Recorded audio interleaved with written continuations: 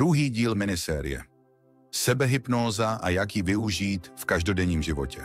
Když se řekne hypnóza, většina lidí si představí někoho, kdo je vedený druhou osobou do změněného stavu vědomí. Málo kdo ale ví, že je možné využívat sílu hypnózy i sám bez hypnotizéra. A právě o tom je sebehypnóza.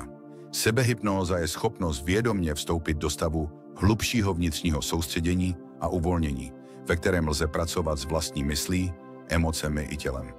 Je to nástroj, který můžeš použít každý den pro sklidnění, nastavení záměru, změnu postoje nebo návyku, posílení zdraví, spánku nebo soustředění. Jak funguje sebehypnóza? V podstatě jde o to dostat se do stavu podobného meditaci nebo dennímu snění, kdy se naše mysl přepíná z beta vln, kdy jsme v běžně vědomém myšlení, do pomalejších vln alfa nebo theta. V tomto stavu je naše podvědomí otevřenější sugestcím, obrazům a novým vnitřním nastavením. Na rozdíl od meditace, která často vede k uvolnění a tichu, má sebehypnóza konkrétní cíl, například zbavit se stresu, posílit důvěru, uklidnit tělo před spánkem nebo přeprogramovat vnitřní vzorec. Kdy sebehypnóza pomáhá? Při opakujících se myšlenkách nebo stresu. Když se cítíš zahlcený a potřebuješ restart. Před důležitým výkonem, třeba prezentací, pohovorem, sportem.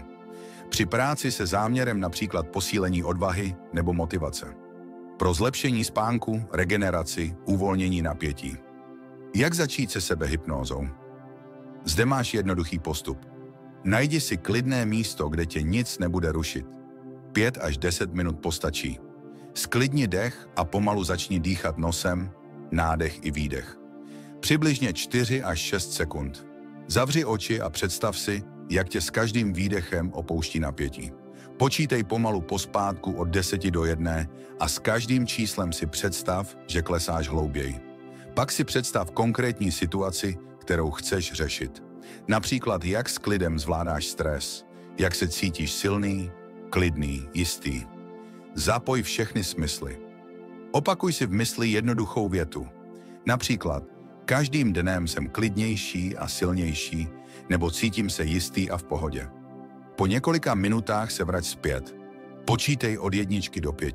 Otevři oči, protáhni se. Sebehypnózu je dobré trénovat pravidelně. Mozek se rychleji naučí, jak přejít do změněného stavu. Čím častěji to děláš, tím účinnější to je. Sebehypnóza není únik. Je to návrat k vlastní síle.